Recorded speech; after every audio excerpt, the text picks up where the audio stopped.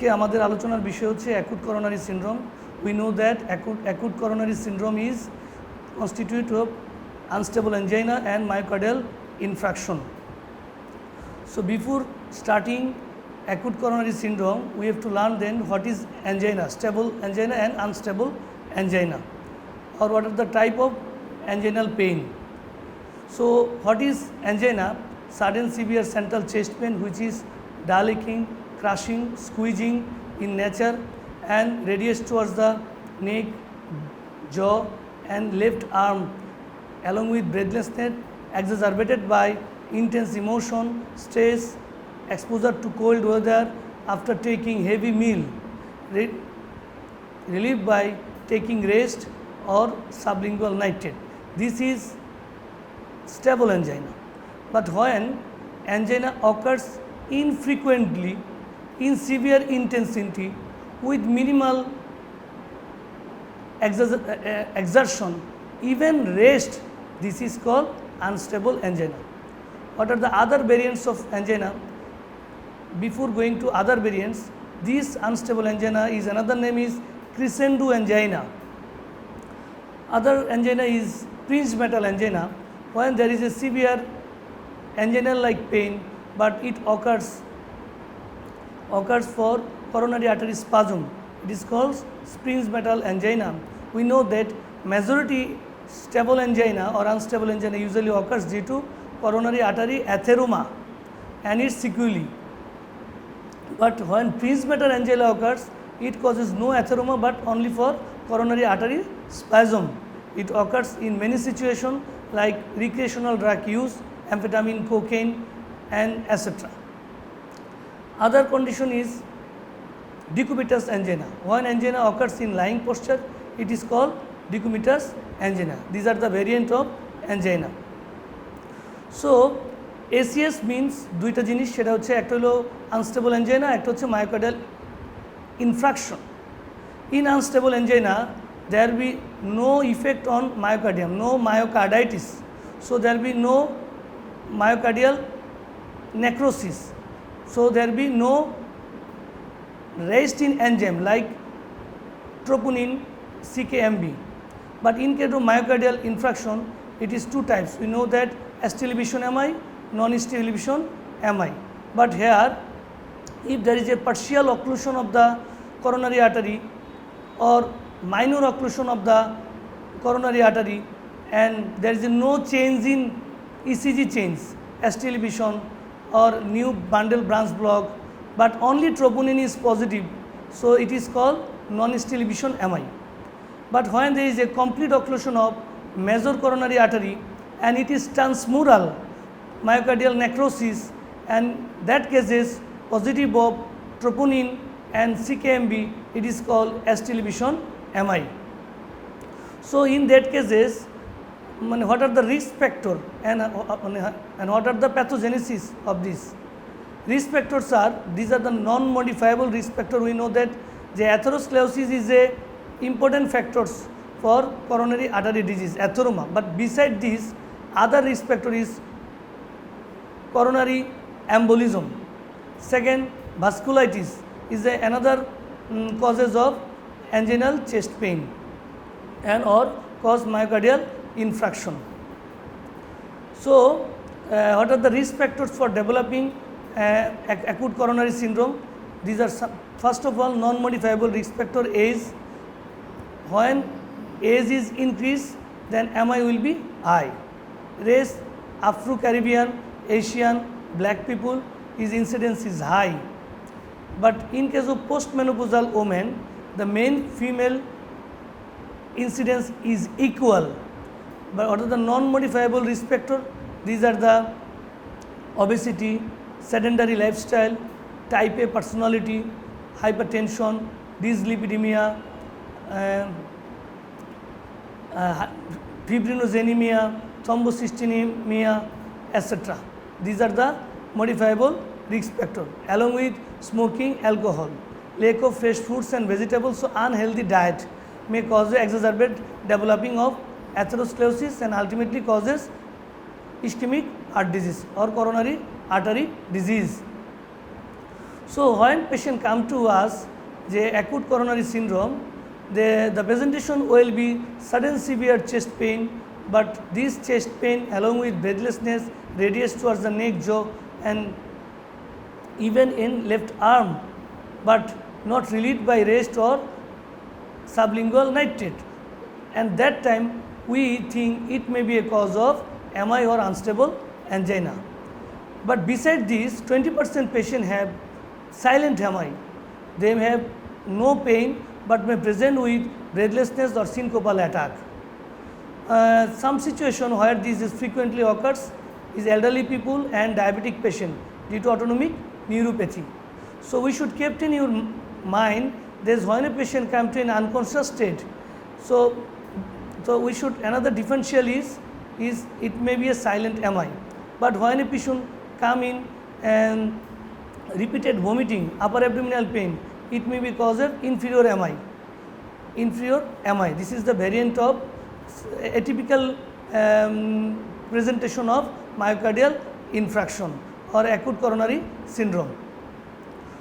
We initially discussed the unstable angina, there is no myocardial necrosis, as because we know that in coronary artery lumen is occluded by atheroma. When plaque is ruptured, then bleeding occurs and thrombosis occurs.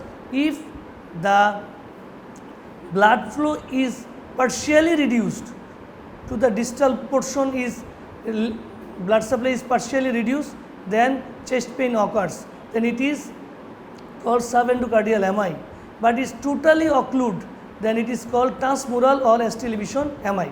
But in case of unstable angina, slight bleeding occurs, slight thrombosis occurred, but significantly not reduce the blood supply. There will be more ischemia, but no necrosis of the myocardium. So this is there is no rise of troponin or CKMB. This is the basic pathology. So you should again remember that in case of subendocardial MI, slight reduction of moderate reduction of blood supply. So there is no change of ECG change, only minor change, this like T inversion, ST segment depression, but there will be no ST elevation. But so it is called subendocardial MI. But proximal portion will be ischemia. So ischemia is more than necrosis. But in case of transmural MI, so the distal portion is totally loss of blood supply, ultimately coagulative necrosis and MI occurs. How will you diagnose the MI? Clinical features. Second, investigation. When we think it may be acute coronary syndrome, we should hospitalize the patient. It may be unstable angina or myocardial infarction. So after hospitalization, we think we manage the patient by MOAN, MOAN. MOAN means M হচ্ছে morphine, O হচ্ছে oxygen, A হচ্ছে aspirin, and N হচ্ছে nitrates. When we think the patient might be suffering from acute coronary syndrome or MI or unstable angina, we give him loading dose. In our exam, they frequently ask the question, before referring a patient where CCU facility is available, what are you doing?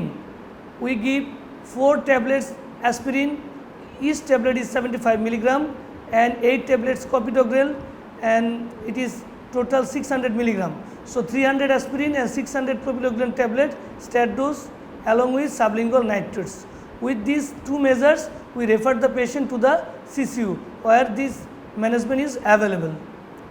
After admission, we start our treatment by giving as like MOAN, MOAN.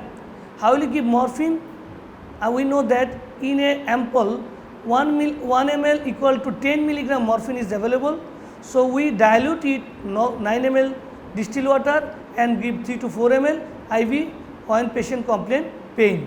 Besides this, we can give him or her for chest pain nitrates sublingually or injectable drip in a nitrate drip. Then we send some blood sample. First of all, we do ECG. When ECG is changing, it may be ST elevation, new bundle branch block, late bundle branch block, or in that cases, what is the meaning of late bundle branch? So it is called William. L means left and W means B1 white W type QRS complex, and M means B6 M pattern white QRS complex. So when we find new onset of ST segment elevation along with new bundle branch block, it is ST elevation MI. But there is a minimal change in ECG like T inversion or ST depression, and in that cases it is non-ST elevation MI. We send, but you should remember that 20% patient that initially ECG may be normal. So in that cases serial ECG can be done to detect the ECG changes or to identify the ECG changes. We send the troponin or CKMB. We know that troponin is and CKMB begins to rise 4 to 6 hours of the event, and the peak level is 24 hours, and CKMB still remain in blood 1.5 days to 3 days, but troponin stay in blood longer duration. It may be 12 days or 14 days, 10 to 14 days or 12 to 14 days. Beside this, we have to send the CBC where we expect the leukocytosis. Why leukocytosis? When plaque is ruptured, then thrombosis occur, distal portion is total loss of blood supply of the heart, and coagulative necrosis occurs. This necrosis is infiltrated by acute inflammatory cell, so there will be fever and rises of neutrophil. So CBC will be rising neutrophil. Lipid profile. In first 24 hours, especially first 12 hours, lipid profile give the exact reading. So lipid profile, blood sugar and urine RMU. These tests we should frequently done. Other tests may be done. These are the echocardiogram. Why echocardiogram? By definition of MI, we know that symptom of ischemia and new changes of ECG and troponin positive and viable loss of focal loss of viability or focal myocardial contraction or focal akinesia, these helpful to diagnosis the MI.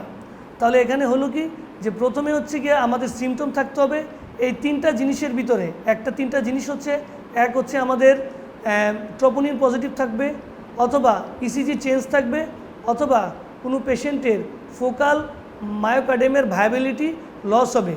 যদি এই তিনটার ভিতরে যে কোনো একটা হয় তাহলে আমরা এমআই হিসেবে ডায়াগনোসিস করতে পারি। যদি কোনো পেশেন্টের সিমটম থাকে কিন্তু এসটি সেগমেন্টে কোনো ধরনের চেঞ্জ না থাকে, নিউ অনসেট অফ এলপিবি নাই কিংবা এসটি এলিভেশন নাই, তাহলে এই ধরনের পেশেন্টের ক্ষেত্রে আমরা বলতে পারি নন এসটি এলিভেশন এমআই। যদি বলে যায় যে না পেশেন্টের সিমটম আছে, এসটি সেগমেন্ট এলিভেশন আছে, নিউ বান্ডেল ব্রাঞ্চ ব্লক আছে, তখন আমরা বলবো ST segment ST elevation MI, কারণ this will help us to manage acute coronary syndrome. How can we manage?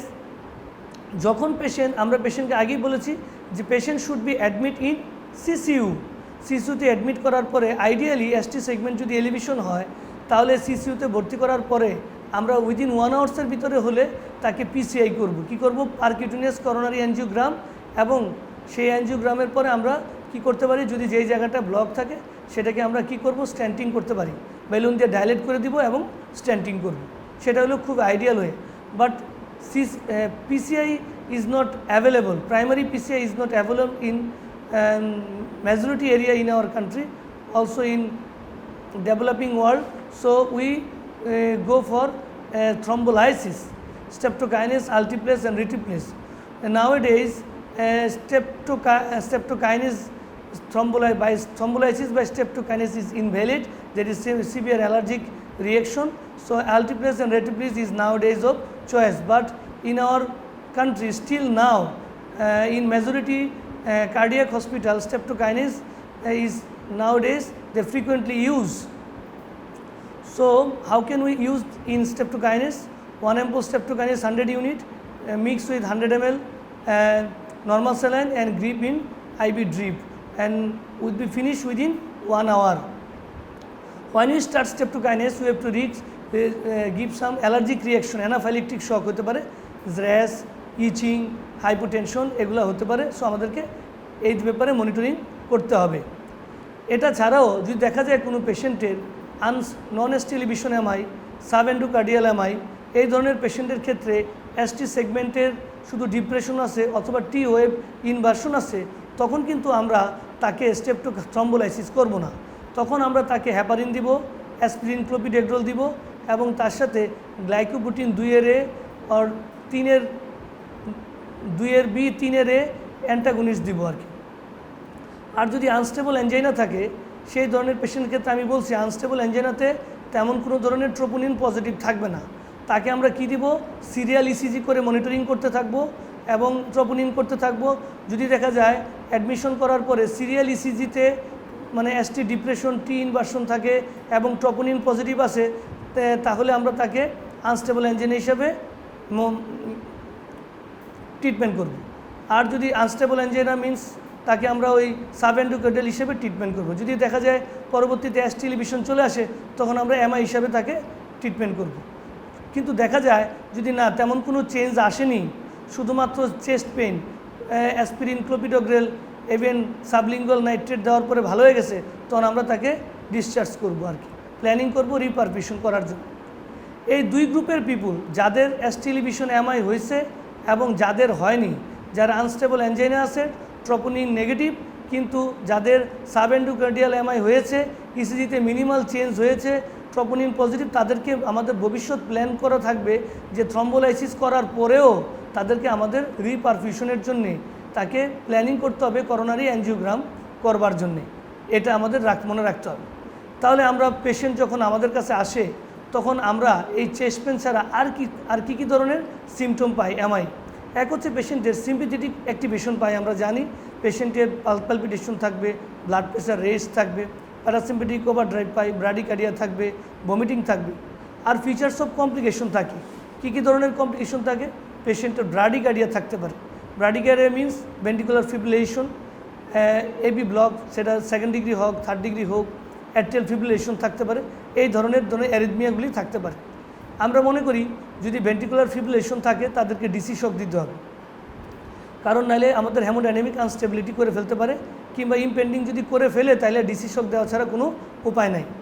যদি অ্যাট্রিয়াল ফিব্রিলেশন থাকে তাহলে এটা সাধারণত ট্রিটমেন্ট দিতে হয় না, কারণ এটা ট্রানজিয়েন্ট পিরিয়ডের জন্য আসে, এমনিতেই চলে যায়। যদি অ্যাট্রিয়াল ফিব্রিলেশন হার্ট ফেলোর থাকে, তাহলে এমআইয়ের সাথে যদি হার্ট ফেলোর থাকে, তার সাথে যদি অ্যাট্রিয়াল ফিব্রিলেশন থাকে, তাহলে আমরা তাকে ম্যানেজ করব কীভাবে, ডিগক্সিন দিব। এটা যদি দেখা যায় না হার্ট ফেলোর নাই, তার rapid first atrial fibrillation, haemodynamic patient unstable, তখন আমরা তাকে ইলেকট্রোকার্ডিওভার্সন করে ফেলব, কারণ হেমোডাইনামিক আনস্টেবিলিটির জন্য।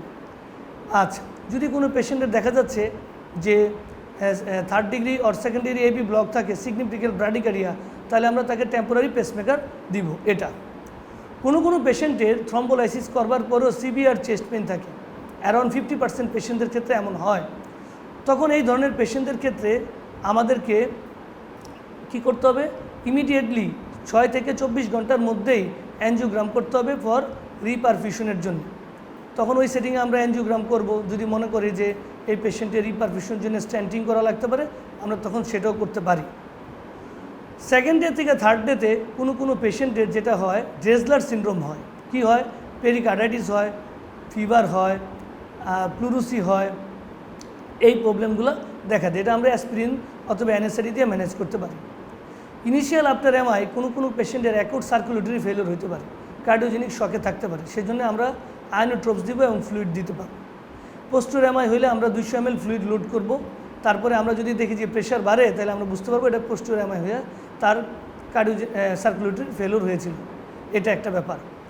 কোনো পেশেন্টের এমআই হওয়ার পরে কিছু মেকানিক্যাল প্রবলেম দেখা দেয় হার্টের ভিতরে, যেমন প্যাপিলারি মাসেল রাপচার হওয়ার পরে নিউ অনসেট অফ এমআর হয়, মাইট্রাল রিগার্জিটেশন।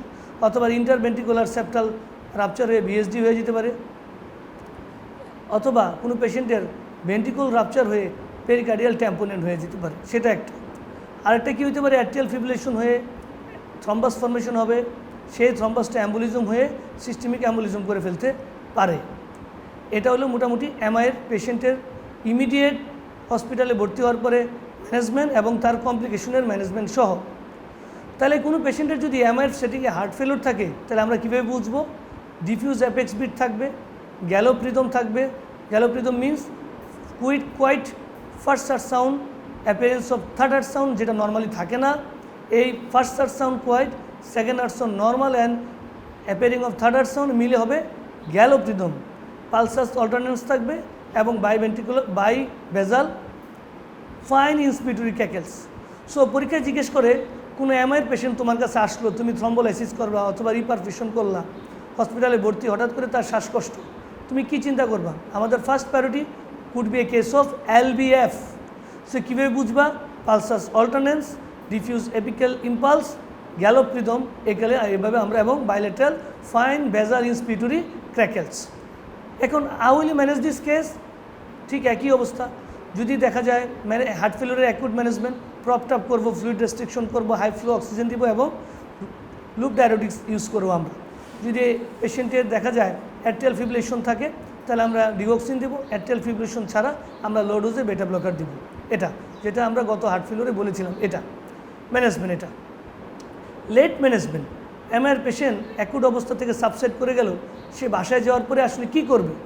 প্রথম কথা, তার লাইফস্টাইল মডিফিকেশন করে ফেলতে পারে। আমি বলছি যে এমআই হওয়ার জন্যে যেই ধরনের রিস্ক ফ্যাক্টরগুলো আছে সেগুলোকে তাকে নিয়ন্ত্রণ করতে হবে। এটা হচ্ছে নন ফার্মাকোলজিক্যাল ম্যানেজমেন্ট।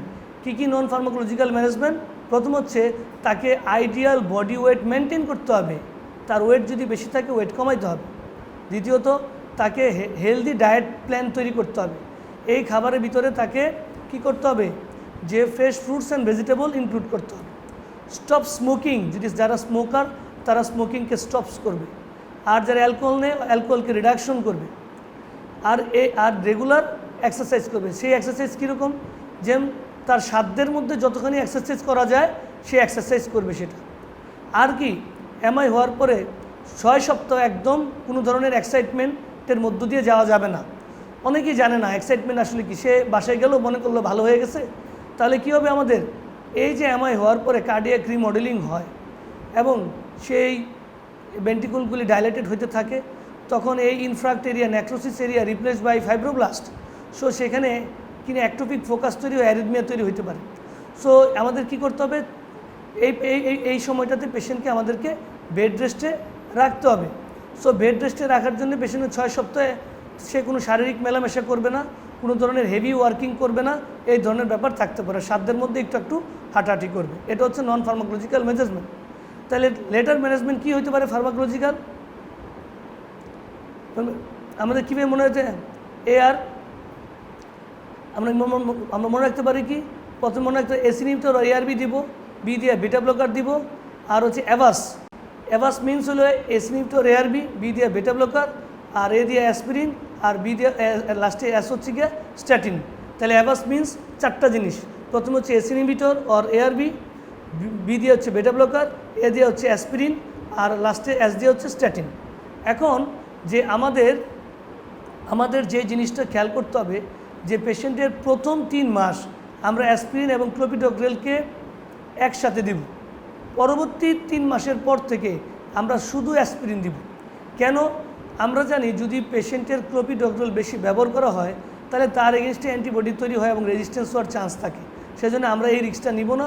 আরেকটা কথা হচ্ছে ক্লোপিডোগ্রেল হচ্ছে কস্টলি, যেখানে আমি 50 পয়সা দিয়ে অ্যাসপিরিন পেতে পারি ভালো রেজাল্ট, সেখানে আমি 20 টাকা দিয়ে কেন পেশেন্টকে ক্লোপিডোগ্রেল জাতীয় ওষুধ খাওয়াবো? এটা তাহলে আমরা মনে রাখবো যদি পেশেন্ট ক্লোপিডোগ্রেল অ্যাসপিরিন টলার করতে না পারে, ইনটলারেন্স অফ যেমন ডিসপেপসিয়া হয়, নশিয়া হয়, ভমিটিং হয়, সেই ধরনের ক্ষেত্রে হয়তো আমরা ক্লোপিডোগ্রেল চয়েস করতে পারি। এটা তাহলে ইনিশিয়াল 3 মান্থ দুইটা combination, letter on only for aspirin. Statin দিব এখানে হাই ডোজে। কীরকম আমরা স্ট্যাটিন দিব এখানে? স্ট্যাটিন এখানে ইনিশিয়ালি যদি আমরা অ্যাট্রোবাস্টেটিন দেই তাহলে সেটি will be 40 milligram per day. যদি রোসুবাস্টেটিন দেয় তাহলে 20 মিলিগ্রাম পার ডে, এভাবে দিব। আমরা এই পেশেন্টে বিটা ব্লকার কেন দিব? একটা হলো টু প্রিভেন্ট দ্য অ্যারিথমিয়া। এই যে স্কার টিস্যু থেকে অ্যারিথমিয়া তৈরি হতে পারে, তাহলে আমরা কি এবং রেট লিমিট করে আমরা পেশেন্টকে কি করতে পারি? তার ওয়ার্কলোড কমাইতে পারি এবং তার ইস্কিমিয়া প্রিভেন্ট করতে পারি। সর্বশেষে পেশেন্টকে রিভাস্কুলারাইজেশনের জন্য তৈরি করব, সেটা হইতে পারে স্ট্যান্টিং অথবা সিএবিজি। মোটামুটি এই অ্যাকুট করোনারি সিনড্রোমের ম্যানেজমেন্ট এবং long term management, early management with complication along with pathogenesis এবং লং টার্ম ম্যানেজমেন্ট। আমাদের বোর্ড ভাইভাতে দুইটা বোর্ডেই ইসিজি দিয়ে শুরু হবে। অতএব কোনো পেশেন্টের এমআই থাকবে ইসিজি বোর্ডে, কোনো পেশেন্টের অ্যারিথমিয়া থাকবে। It may be sinus arrhythmia, bradycardia sinus bradycardia থাকতে পারে, অ্যাট্রিয়াল ফিব্রিলেশন থাকতে পারে, বা সেকেন্ড ডিগ্রি অথবা থার্ড ডিগ্রি হার্ট ব্লক থাকতে পারে। তাহলে যে কোনো ব্লকই থাকুক না কেন, আমাদের এই এমআই থাকুক আর হাই অ্যারিথমিয়াই থাকুক না কেন, আজকের লেকচারটা যদি আমরা ভালো করে ফলো করি, তাহলে কিন্তু আমরা আমাদের বোর্ড পেপার প্রথম ইমপ্রেশনটা ভালো করতে পারবো। তারপরেও তোমাদেরকে আমি বলছি যে বাসায় যেয়ে ভালো করে পড়াশোনা করবে, বিশেষ করে ডেভিডসনটা ভালো করে পড়বে, আমার লেকচারটা ভালো করে ফলো করবে, তাহলে আশা করি তোমরা ভালো করে এই অ্যাকুট করোনারি সিনড্রোম ম্যানেজ করতে পারবে। শুধু ম্যানেজমেন্ট না, আমরা আমাদের প্র্যাকটিস লাইফে রুগীকে অ্যাপ্রোপ্রিয়েটভাবে রেফারাল করতে পারবো। আমরা জানি 50% পেশেন্ট রেফার্ড হওয়ার আগেই মরে যায়, মর্টালিটি। তো এটা কিন্তু আমাদের খুব ভালো করে খেয়াল করে এমআই সম্বন্ধে ভালো করে জানতে হবে, কারণ অনেক এমআইয়ের পেশেন্টের কিন্তু চেস্ট পেইন থাকে না। সেই ক্ষেত্রে আমাদের কিন্তু খুব কশাসলি এই ধরনের পেশেন্টকে ডিল করতে হবে। সবাইকে অনেক অনেক ধন্যবাদ।